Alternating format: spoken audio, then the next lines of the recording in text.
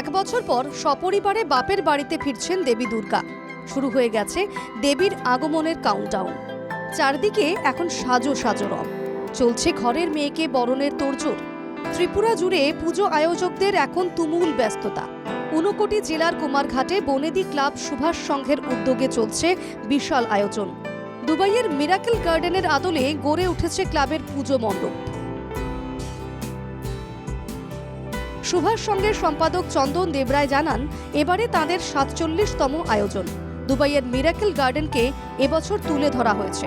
মণ্ডপের ভিতরের দিকটি আকর্ষণীয় করে তুলতে কিছু নতুনত্ব যোগ করা হচ্ছে।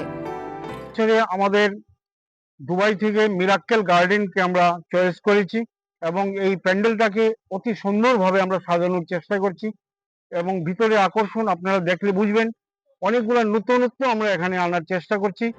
সুভাষ সংঘের প্রতিমা তৈরি করছেন নবদ্বীপের মৃৎশিল্পী রসরাজ পাল। আলোকসজ্জার কাজে নিয়োজিত থাকছেন নবদ্বীপের ইন্দ্রজিৎ বিশ্বাস।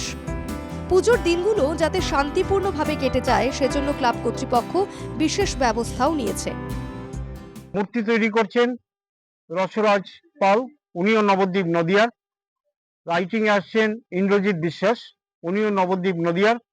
এবং সারা কুমারঘাট ব্যাপী আমরা এই লাইটিংকে ছড়িয়ে দেওয়ার চেষ্টা করছি যাতে মানুষ ভালোভাবে জিনিসটাকে উপভোগ করতে পারেন এবং পূজার দিনগুলি যাতে মানুষের খুব সুন্দর কাটে। ক্লাব সম্পাদক জানান, একাধিক মূর্তির মাধ্যমে তুলে ধরা হচ্ছে কুরুক্ষেত্রের যুদ্ধের একাংশ, যেখানে দেখানো হবে ধর্মের জয় আর অধর্মের পরাজয়।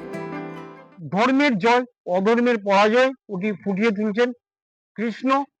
অর্জুনকে দেখাচ্ছেন এই মূর্তির মাধ্যমে কিভাবে তিনি এই মহাভারতের যুদ্ধে কিভাবে অধর্মের ধর্মের জয় করে অধর্মকে পরাজিত করছেন কৃষ্ণ, তার বিশ্বরূপ অর্জুনকে দেখাচ্ছেন। নানা রকম ফুল, কার্পেট এবং নেট ব্যবহার করে মিরাকেল গার্ডেনের বৈশিষ্ট্য ফুটিয়ে তোলার চেষ্টা করা হচ্ছে মণ্ডপে। এটা দুবাইয়ে অবস্থিত এই মিরাকেল গার্ডেন।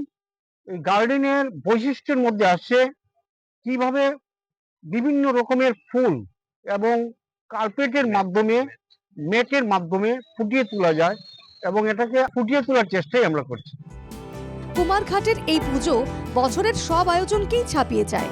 প্রতিদিন ভিড়ে ঠাসা থাকে মণ্ডপ। এবারও তার ব্যতিক্রম ঘটবে না বলেই আশা করছেন উদ্যোক্তারা। পূজা কুমারঘাটের দুর্গা উৎসব একটা বিরাট উৎসব, এটা সবকিছুকে ছাপিয়ে যায়। লোকের কোনো অভাব এখানে হয় না। এবছরও তার ব্যতিক্রম ঘটবে না, আরো বেশি হবে বলেই লোক মনে হয়।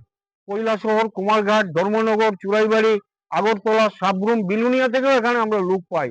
করিমগঞ্জ থেকেও এখানে লোক আসেন পূজা দেখতে। এবছর সুভাষ সংঘের বাজেট ৩৫ লক্ষ টাকা। পঞ্চমীর সন্ধ্যায় আনুষ্ঠানিক উদ্বোধন হবে মণ্ডপের। এখন নাওয়া খাওয়া ভুলে শ্রমিকরা মণ্ডপ তৈরিতে ব্যস্ত। ক্লাবের কর্মকর্তাদের চোখেও নেই ঘুম। এক কথায় আসন্ন শারদোৎসবকে ঘিরে ব্যস্ততার ধুম। কুমারঘাট থেকে জনি ভট্টাচার্যের রিপোর্ট, এনকেটিভি বাংলা।